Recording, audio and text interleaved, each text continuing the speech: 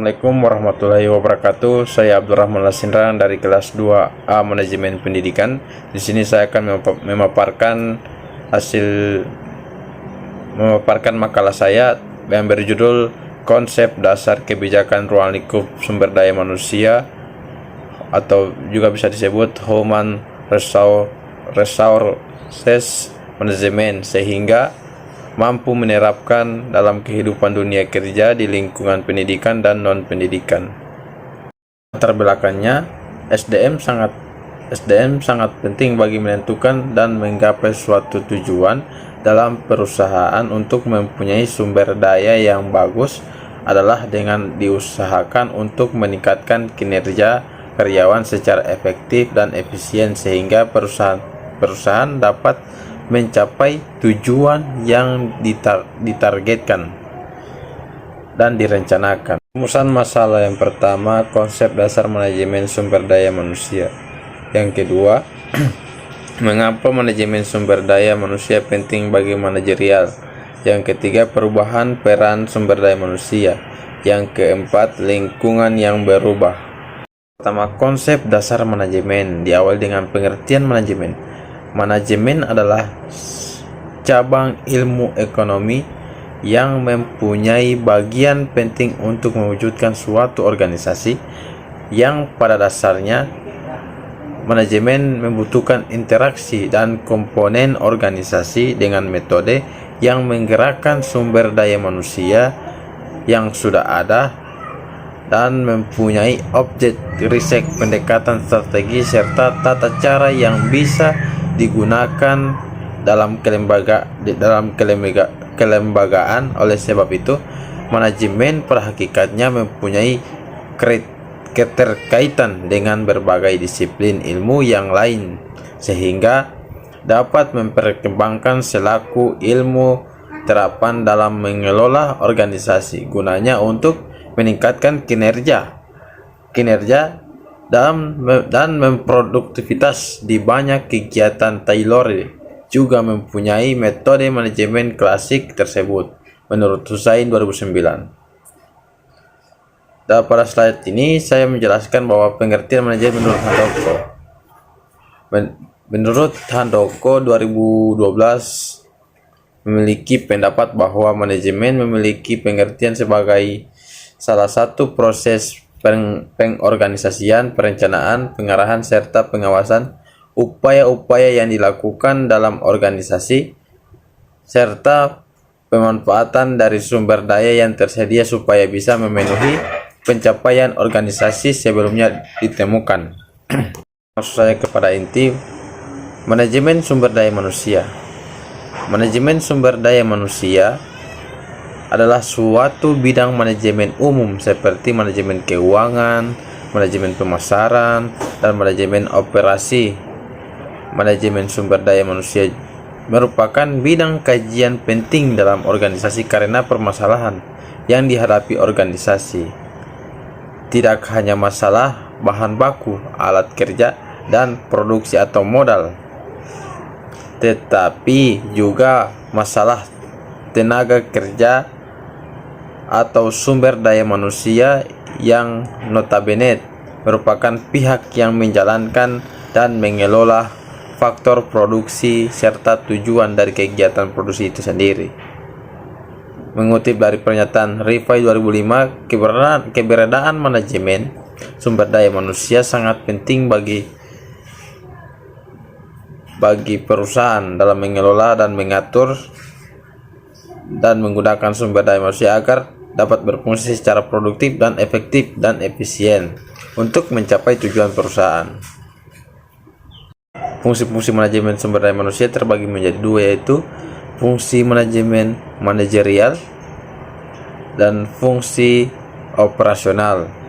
Fungsi manajerial yang pertama ada perencanaan, pengorganisasian, dan fungsi pengarahan, pengendalian. Fungsi perencanaan adalah fungsi yang meliputi penentuan program sumber daya manusia yang akan membantu pencapaian perusahaan yang telah ditetapkan. Yang kedua, pengorganisasian adalah fungsi yang membentuk organisasi dan merancang susunan berbagai hubungan antara jabatan personil atau secara fisik atau secara faktor fisik. Yang ketiga, fungsi pengarahan adalah fungsi yang mengusahakan agar karyawan mau bekerja secara efektif melalui perintah motivasi. Yang keempat, pengendalian. Fungsi pengendalian adalah pengamatan atas pelaksanaan dan membandingkan dengan rencana dan mengoreksinya jika terjadi penyimpangan atau jika perlu menyesuaikan kembali rencana yang telah dibuat. Kemudian fungsi operasional terbagi menjadi 6. Yang pertama pengadaan. Fungsi pengadaan tersebut meliputi perencanaan sumber daya manusia, pengrekrutan seleksi, penempatan dan orientasi karyawan, perencanaan mutu dan jumlah karyawan. Kemudian fungsi kedua pengembangan bertujuan untuk meningkatkan keterampilan pengetahuan dan sikap karyawan agar melaksanakan tugas dengan baik. Ini menjadi semakin penting dengan berkembangnya dan semakin kompleksnya tugas-tugas manajer. Yang ketiga, kompensasi. Kompensasi diartikan sebagai pemberian penghargaan yang adil dalam layak kepada karyawan sebagai balas jasa kerja. Mereka memberikan kompensasi merupakan tugas yang paling kompleks dan juga merupakan salah satu aspek yang paling berarti bagi karyawan-karyawan organisasi. Yang keempat, integrasi. Fungsi integrasi karyawan ini meliputi usaha-usaha menyelaraskan kepentingan individu, karyawan, organisasi, dan masyarakat. Yang kelima, pemeliharaan fungsi tidak hanya mengenai usaha untuk mencegah kehilangan karyawan-karyawan, tetapi yang dimaksud ini untuk memelihara sikap kerjasama, kemampuan bekerja karyawan. Yang keenam, pemutusan hubungan kerja. Pemutusan hubungan kerja adalah memutuskan mengembalikannya kepada masyarakat. Artinya proses pemutusan hubungan kerja yang utama adalah pensiun, pemberhentian, dan pemecatan. Peran sumber daya manusia dalam suatu organisasi atau manajer untuk sebagai aset yang sangat penting karena ikut serta dalam pencapaian tujuan organisasi.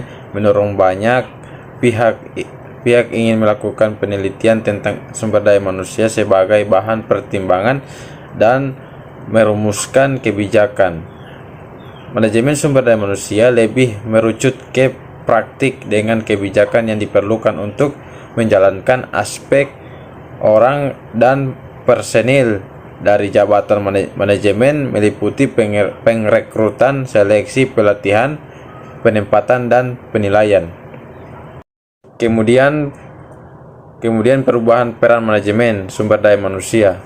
Perubahan-perubahan yang terjadi dalam lingkungan manajemen sumber daya manusia adalah kecenderungan yang mencakup keragaman angkatan kerja, teknologi, globalisasi, dan perubahan dunia jabatan dan kerja. Menurut Gary Deseler 2011. Lingkungan yang berubah keberadaan suatu organisasi sebagai sistem terbuka open system termasuk Departemen Sumber Daya Manusia tidak lepas dari tantangan faktor lingkungan. Faktor lingkungan mempengaruhi kerja organisasi baik berupa faktor lingkungan internal maupun eksternal. Faktor lingkungan internal merupakan faktor dari organisasi yang mempengaruhi organisasi dan merupakan faktor yang dapat dikendalikan organisasi. Sedangkan faktor lingkungan eksternal merupakan faktor yang berasal dari luar organisasi yang mempengaruhi organisasi dan merupakan faktor yang tidak dapat dikendalikan.